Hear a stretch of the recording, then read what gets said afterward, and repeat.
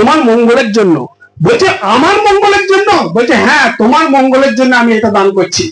বলছে বাবা, এইরকম দিয়ে বা এইরকম জিনিস দিয়ে তুমি কিছুতেই তুমি পরিত্রাণ পাবে না, তুমি কিছুতেই তোমার উপকার হবে না।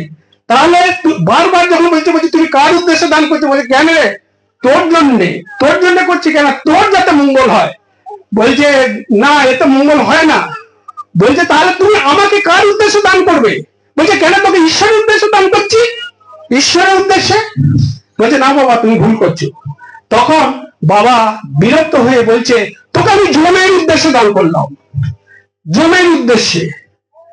এবার নচিকেতা তার মানে পণ রক্ষার জন্য, যেমন রামচন্দ্র পিতৃসত্য পালনের জন্য বনবাসে গিয়েছিল, তো নচিকেতা সেই পণ রক্ষা করার জন্য বলছে তাহলে পর আমাকে জমের কাছে যেতে হবে।